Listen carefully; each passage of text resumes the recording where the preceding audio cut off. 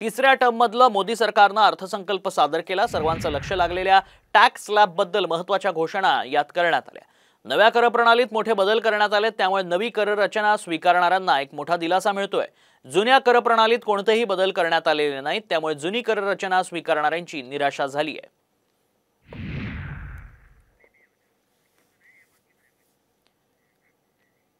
उत्पन्न 3 लाख असेल तर कर शून्य आहे। 3 ते 7 लाख उत्पन्न असेल तर 5% आहे। 7 ते 10 लाख 10%, 10 ते 12 लाख 15%, 12 ते 15 लाख 20% आणि 15 लाखांवर उत्पन्न असेल तर 30% कर भरावा लागेल। नव्या कर प्रणालीनुसार आधी किती बचत व्हायची आणि आता किती होणार आहे त्यावर एक नजर टाकली।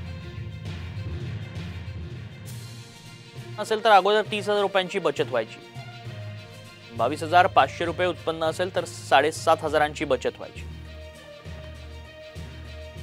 10,50,000 रुपये आधी 60,000 रुपये बचत व्हायची, आता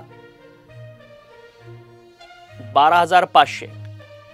15,50,000 1.5 लाख रुपये अगोदर तर 1,35,000 रुपये असेल उत्पन्न तर 15,000ची बचत व्हायची, आता 15,000ची बचत होईल। 20,50,000 रुपये तर 3 लाखाची अगोदर बचत होत असे, 2,82,000 उत्पन्न असेल तर आता 17,500 रुपयांची बचत होणार आहे।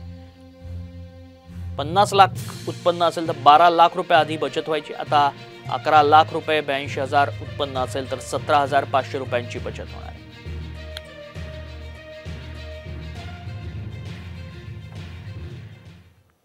बघूयात आणि काय स्वस्त झालंय काय महागलंय।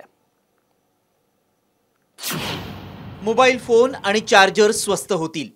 याशिवाय कॅन्सरवरची औषधं, सोलार पॅनल, सोनं चांदी, लिथियम बॅटरी, इलेक्ट्रिक वाहनं आणि चामड्याच्या वस्तू देखील स्वस्त होतील।